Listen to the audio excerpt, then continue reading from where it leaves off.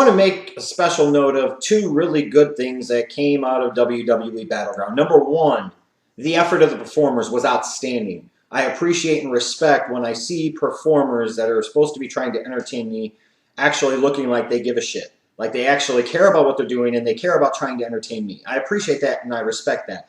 And pretty much everybody that I saw on the show last night seemed to be concerned with doing just that. So hats off, mad respect.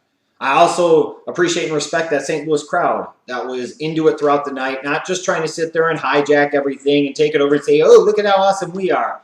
No, they were a part of the show, but they did it in a good way. They were consistently engaged. They were helping to make the show somewhat entertaining.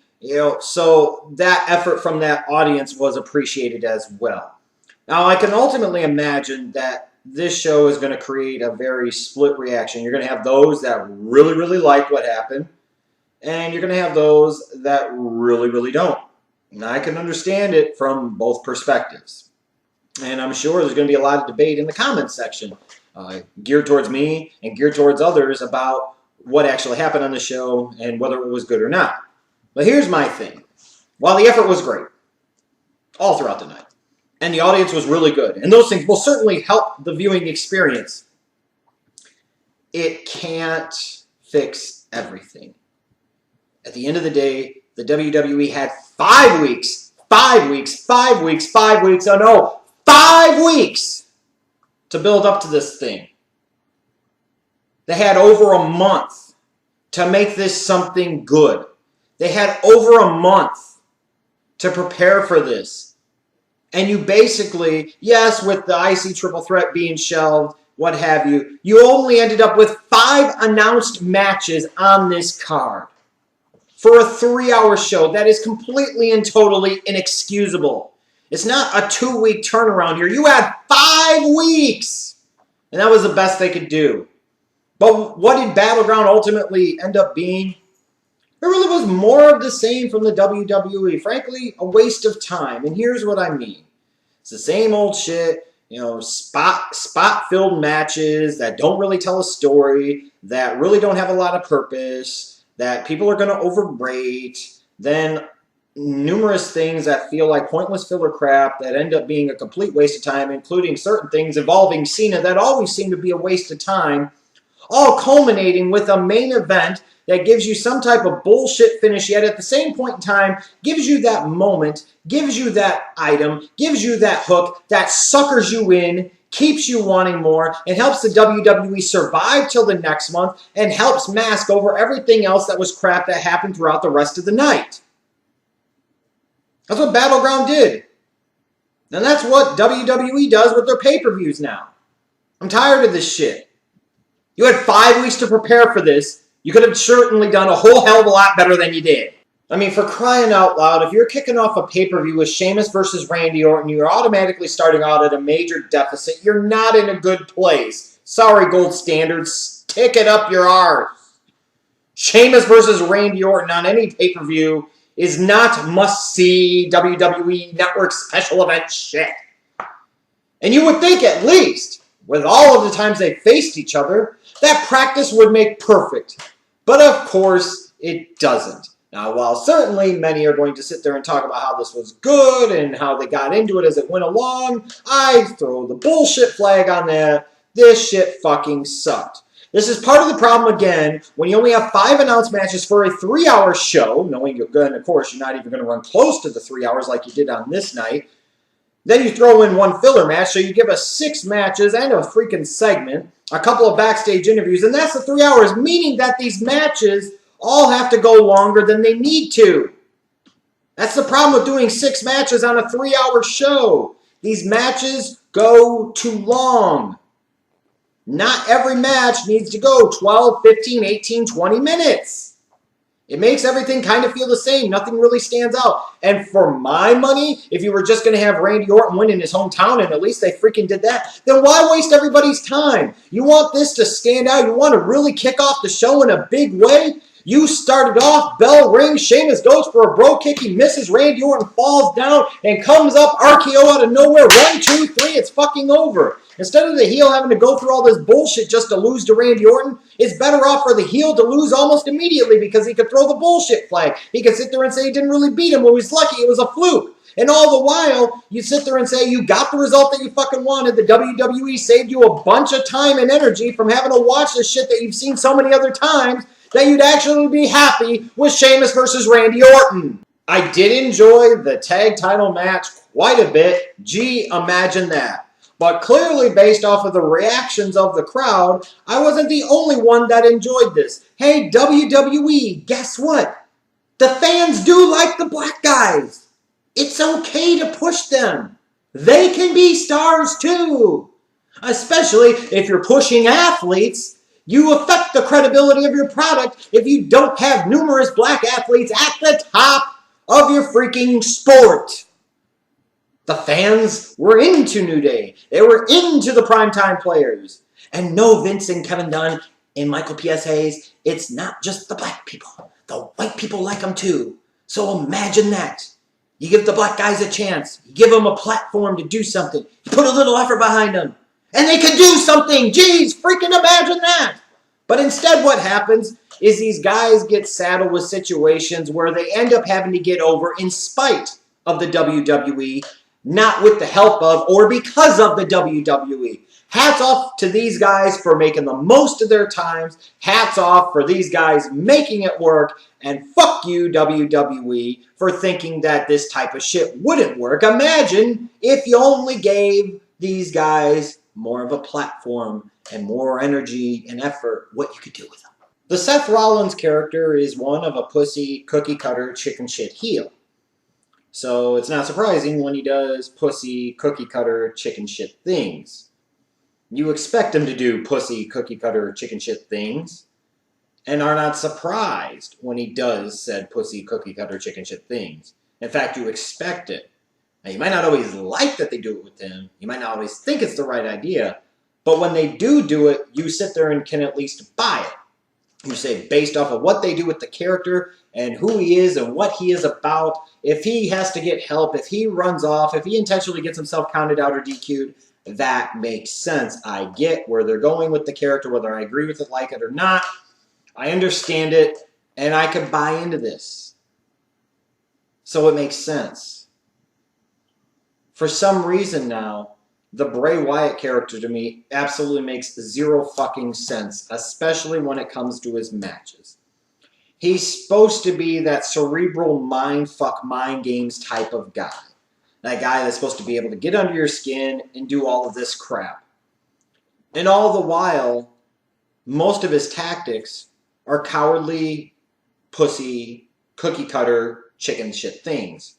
From doing his pre-recorded vignettes when he's not there, to having other people coming out to fight his battles, to having to sit there and turn out the lights to come on to attack somebody, attacking somebody from behind, to the way he works in the ring. Bray Wyatt's supposed to be this mind games type of guy, and so much of his matches, you can't fucking tell.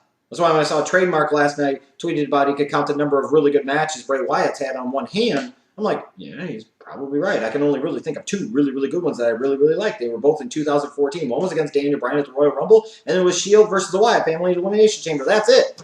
A lot of these other matches are passable or below passable, and that doesn't necessarily make them good. And part of the problem is that Bray Wyatt's character does shit in a match that absolutely makes no fucking sense for the character. He's the type of guy, with them being the type of guy that he is supposed to be, the way he is presented, he should be encouraging Roman Reigns to hit him repeatedly. He should be hitting himself on the freaking head. He should be pulling Roman Reigns over him for the cover to fuck with him and then kick out of it. Doing all this shit that he doesn't do anything fucking of. Bray Wyatt just works like a cookie-cutter chicken shit heel. And all the while, the only way he can win a fucking match is to do pussy cookie-cutter, cowardly chicken shit heel things by having to have somebody come out and run interference so that way he can fucking win a match. Or stand tall, or whatever the case might be. It makes sense when it's Seth Rollins because of who Seth Rollins' character has been portrayed as and has developed as. That makes absolutely no fucking sense with Bray Wyatt. At least when Roman Reigns comes out, you say his character makes so much more sense whether you like it or not. He's a big ass kicker. He talks like a big ass kicker. He walks like a big ass kicker. And then when he comes out, guess what? He wrestles like a big ass kicker. It makes fucking sense. Frankly, if I'm looking at it from a standpoint of the character matching what the performer does in the ring and these things having harmony and making sense, Roman Reigns' character makes a whole lot more fucking sense than a Bray Wyatt's does. And personally, as a result, I think the Roman Reigns character, frankly, should be a lot easier for you to get behind and root for than fucking Bray Wyatt's does. But in general, this match was just another kind of semi-snooze fest involving Bray Wyatt. It was so bad that, yeah, it became a snooze fest because I fucking fell asleep. And now what? We're going to position him to maybe face off with Sting in some type of one-on-one or tag match at SummerSlam? So that way we're going to put a Bray Wyatt in a situation where he's going to act again like a cowardly chicken shit heel, going against the Ultimate and Mind Games guys and the Sting type of character. All the while, Bray Wyatt can't afford to lose the freaking match because God knows he needs as much momentum as he can get. All the while, Sting, who should have won at WrestleMania 31, most certainly shouldn't be coming to work another match just so that way he can lose fucking again. So it's one of those deals, yet again, similar to Bray Wyatt versus The Undertaker at WrestleMania. It was a lose-lose situation for all parties involved. And while the WWE desperately badly needs Sting at SummerSlam in the worst way, they don't need him to face off with Bray Wyatt where one of these guys ultimately has to fucking lose. I mean, come on, let's be honest here. This Divas Triple Threat. It's a stupid setup. And frankly, the match itself doesn't really have a whole lot of purpose in the grand scheme of things. And most certainly makes absolutely no fucking sense. I don't give a fuck if you're getting mini chubbers because Ric Flair with a pussy and Sasha Banks and Freaky Becky Lynch are on the main roster. Whoop-de-doo. The whole fact of the matter is these girls were supposed to be back up to Paige. That's what she was looking for. And now it's become this 3-on-3-on-3 kind of faction war in the Divas division. And all the while, the storytelling and the writing for this is completely and fucking totally idiotic. So it fits perfectly into the mold of what the WWE does with their Divas division. And then again, the whole portrayal of Stephanie all of a sudden being this great fucking bastion of equality and the women really matter. Bullshit. If anybody should be introducing the NXT women, it's Triple H. End of fucking discussion. It's not always about you, you stupid bitch. And frankly, I wouldn't want Stephanie touching any of this shit from a creative standpoint anyways. If I'm watching it on TV, I'm like, oh, Stephanie's involved with it. I know that's going to be the shit. Just like so many things involving the Authority over the past year plus have been the shit. But anyways, once you strip past the bullshit and everything else, this match was good once it got going, and these ladies got plenty of time. They merited the time. They deserved the time. And they made the most of their time, and hats off to them. I will say this, though. Fucking Brie Bella was annoying as shit because she's clearly not in the same class as Charlotte and Sasha Banks. So the whole time, I just wanted to basically be a one-on-one match between Charlotte and Sasha Banks. And then we're fucking throwing Brie Bella in there. She literally was like a fucking gnat that you wanted to swat away. Not in a good type of heel way. It's just like, stop fucking it up. Stop getting in the fucking way. Let Charlotte and Sasha Banks show you what good women's wrestlers are. Just get out of the fucking way. I just still really don't understand the purpose of this match. It was following up on what they did on Raw, sure, but the champ wasn't involved. There was no title shot on the line. It just, they got a long way to go before you can sit there and convince me that they're going to do anything worthwhile with this Divas division. But for one night, this match was a really good showcase for Charlotte and Sasha Banks, and from an athletic standpoint, in terms of a talent standpoint in the ring, it showed you just what they've been doing down at the NXT level and just how lacking some of these divas on the WWE main roster are. You know, we got to cut out all the bullshit here. Let's be perfectly honest. I've said it before, and I said it again. Everything involving John Cena ultimately is a waste of fucking time. If you already know how it's going to play out and how it's going to finish, why even bother? And frankly, the whole notion of anybody legitimately beating John Cena multiple times is so laughable that you might as well not even go through with the match. It legitimately is more believable if Cena comes down the ramp first, And then his opponent comes down the ramp. They start talking all this shit like Kevin Owens does, talking about it's the same old shit for 10 years, blah, blah, blah. And John Cena got on the mic and said, that's right, bitch. You know what's going to happen eventually, so why not save everybody the effort and the trouble? And then that guy lays down. Cena wins 1, 2, 3, and you saved us about 20 fucking minutes. That happening is much more believable than actually thinking foolishly, I guess, that somebody could actually beat Cena more than once in a 10-year stretch. Holy fucking shit. And what's even more aggravating about this now is the fact for a fan base that for so many years has despised so many things involving John Felix Anthony Cena, to the point where he is the representation, in some ways understandably so, of everything that is wrong with the modern-day corporatized bullshit, vanilla-ass conservative WWE.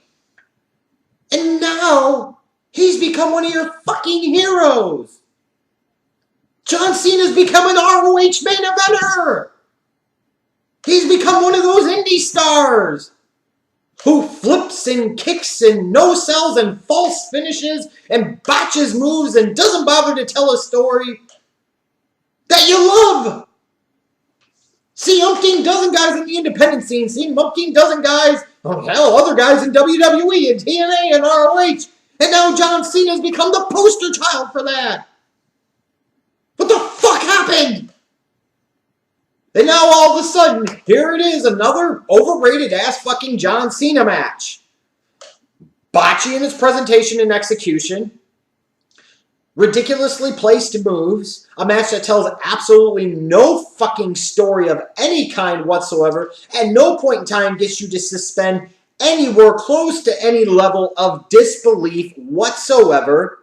All of these high spots thrown together, all of these near falls and false finishes, numerous usages of finishers only to kick out of them, diminishing the move them fucking selves, and LOL, Cena wins.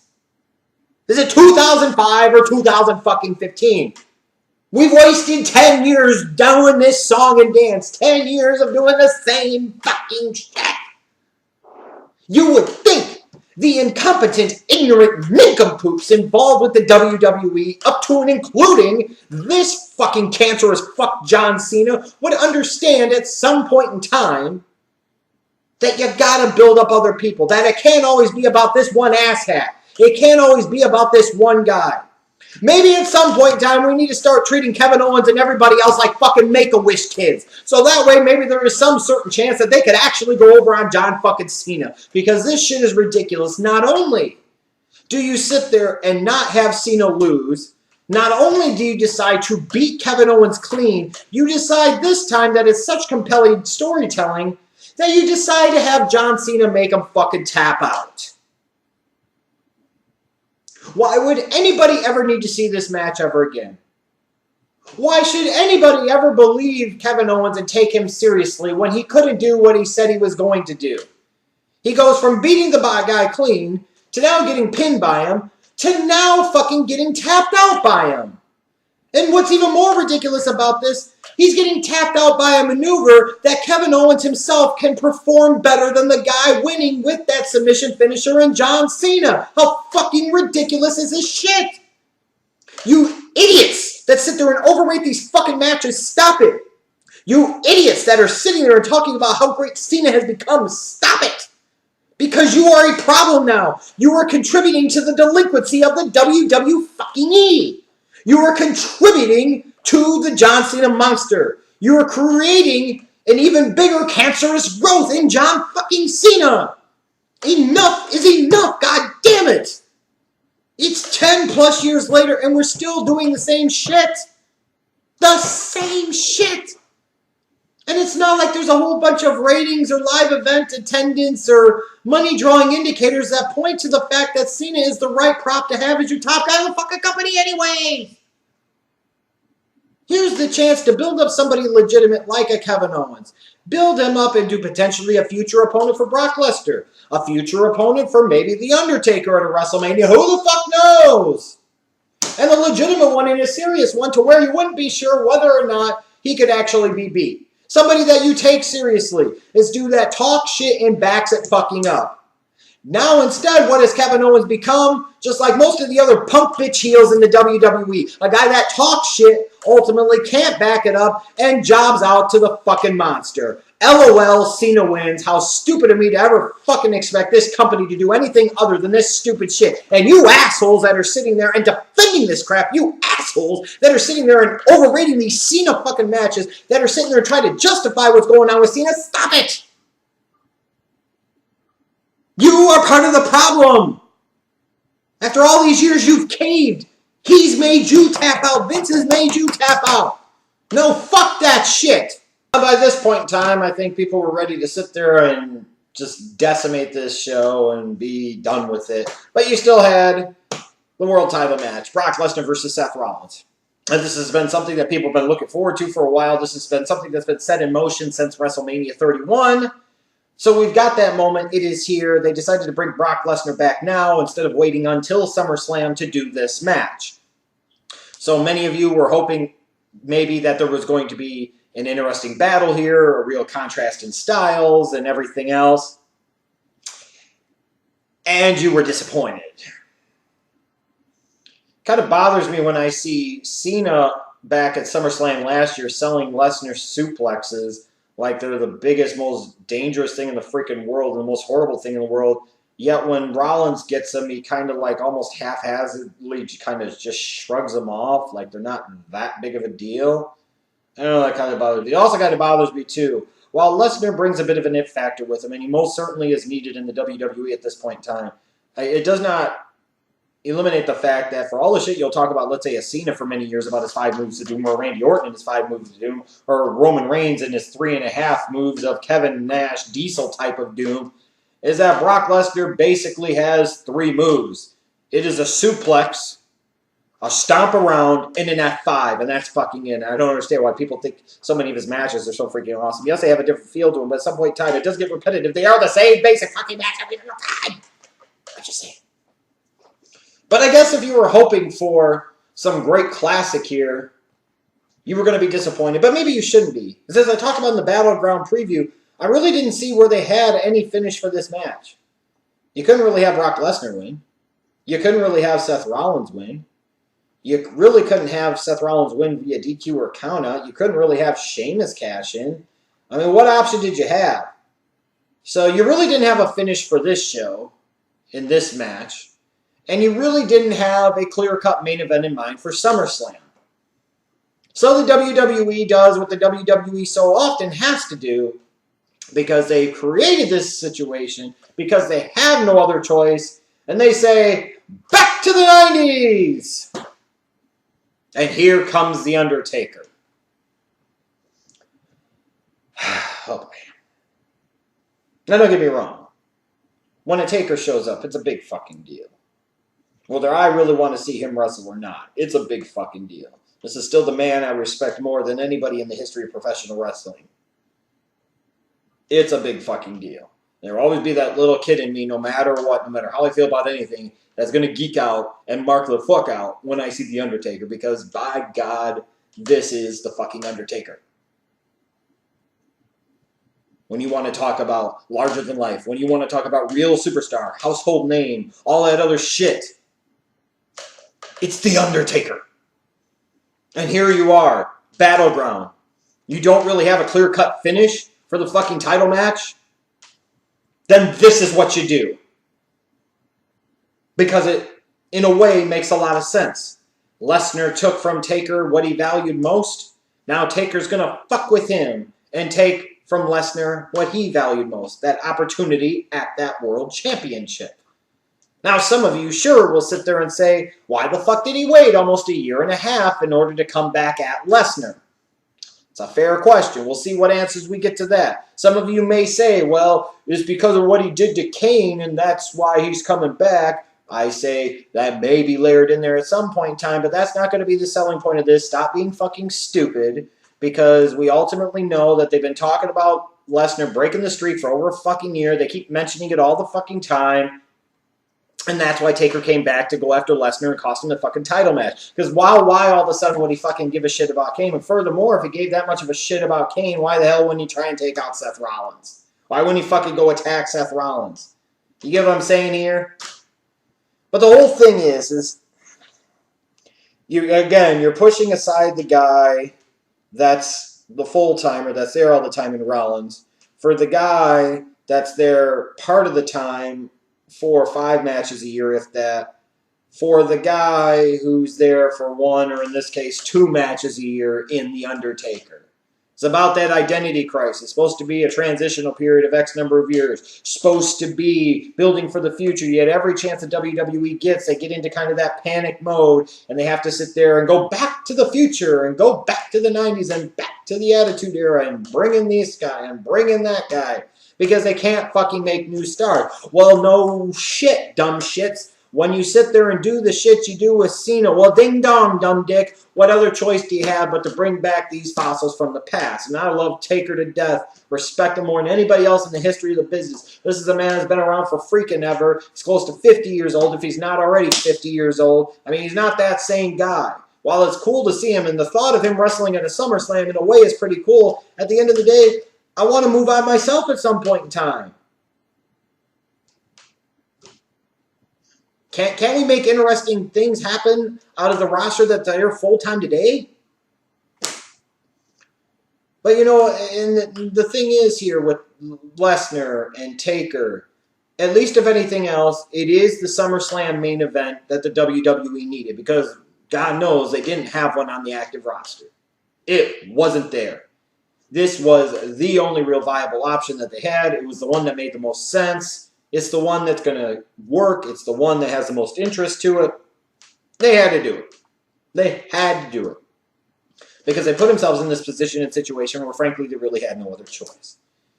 If you are going to do a non-finish to a title match in the main event of your pay-per-view, this is the type of non-finish that you do.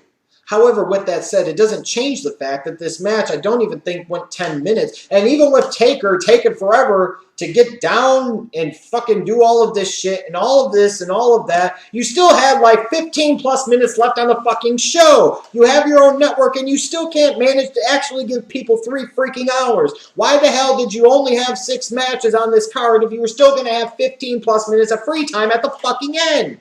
It means you managed your time terribly. It means you don't know what the fuck you were doing. You can't sit there and plan and produce a freaking show and make sure that you film at least most of the damn time. Leaving almost 20 minutes on the clock is inexcusable and unacceptable. That was your main event. At least, like I said, if you are going to do that type of finish with the main event, that's the type of non-finish finish that you fucking do. It's creative. It catches people by surprise. It gets you hooked to see what's going to happen next. It builds to the next pay-per-view. And ultimately, that's the real skill of the WWE. The skill is not in their greatness. It's not in their writing, certainly. It's most certainly not in their booking. Their skill is they can sit there and tread water, do a lot of mediocre crap, waste your time with a lot of other stuff, and then get you at the end with that one fucking thing. They give you just enough to hook you in and sucker you in and keep you coming back for more. And that's what this is here. The fact that Undertaker comes back most certainly doesn't gloss over the fact that this was a crappy show. Not only did Owens lose, but he fucking taps out to Cena. Who the hell is ever going to beat Cena for the U.S. title? Randy Orton versus Sheamus was a thing, a match, and it happened. You got Bray Wyatt wrestling boring matches in a way that in no way, shape, or form matches the character that he's supposed to fucking be. You had a Divas match that was thrown on the card at the last minute, and while good, really didn't serve a whole lot of other fucking purpose. It almost felt like it should have been one of the 1 hour or 2 hour main events on a freaking Raw. And then after months of building to Rollins versus Lesnar at a big pay-per-view like this moment, we decide to go less than 10 minutes and make the focus about shit that happened at WrestleMania 31. So basically now we're taking the top babyface in Brock Lesnar, mind you. We're taking the top babyface in Brock Lesnar, and now after getting you to like him, after getting you to want to see him and want to root and cheer for him, we're going to keep reminding you again why you fucking should hate him because, oh, hey, ding dong, dumb dicks, he's the one in the 21-1. He's the one that beat The Undertaker. And you're most certainly not going to cheer for Brock Lesnar over the fucking Undertaker because he's the fucking Undertaker. And you can even see in the way he carries himself, in what he did on Battleground. I mean, I like Don't Gives a Fuck Taker. And that was Don't Gives a Fuck Taker. And what I really like is the fact that this guy's badass enough. Most people in that situation, when the crowd's chanting one more time after 2 tombstones, they would have sat there and done a third one. Not Taker. He said, fuck you, I work you, you don't work me, I'm Undertaker, haha, motherfucker. And I'm going to sit there and go down and go, bah, because I'm a badass, because that's what I do. But Jesus Christ. Again, it speaks to the whole identity crisis of the WWE that I'll be talking about this week. You want to build for the future, but you always go back to the past. We sit there and do this and do that and all this other crap, and at the end of the day, the whole purpose, the whole rationale and reasoning that you were sold about Lesnar ending the streak at WrestleMania was to get a return on that investment to help the company out long term, which really all it was a knee-jerk reflex thing that Vince had in mind to really try to launch the network off big. Don't ever fucking think it was anything other than that. How ridiculous would it be for Lesnar to end the streak just for Taker to be the one to come back and beat him? While it makes sense from a storyline standpoint in a way and from a revenge standpoint in a way, why the fuck would you do that? And furthermore, Taker deserves to get that revenge. So again, you're creating a similar situation as you would involving a match with Sting versus Bray Wyatt and Brock Lesnar versus The Undertaker. You have a guy in Brock Lesnar that can't lose and shouldn't lose versus Taker in the situation that he's in. Frankly, he can't lose and shouldn't lose. And that doesn't make for compelling television. That doesn't necessarily make for a compelling pay-per-view match. That leaves you torn and not in a good way to where no matter what, you're not going to be fucking happy. And I guess that's appropriate in today's WWE. Most of the shit they do leaves me unsatisfied and ultimately unhappy. Now I will take the Schleg Daddy pen out of the ear and I will close out by saying this. Nerd hat off. Annoying ass, cynical, jaded WWE dipshit hat off. Undertaker. It's time. Get revenge on this sandwich salesman, North Dakota, Minnesota, stupid back tattoo having block-headed motherfucker. You tell him to take his buzz cut and his nasty wife and stick it where the sun don't fucking shine. You tombstone him left, you tombstone him right, you tombstone him straight to hell at SummerSlam that Sunday night. Fucking beat that motherfucker's ass. You stiff him. You say, fuck you. You say, fuck you, Vince. I get my revenge because I'm the Undertaker, motherfucker.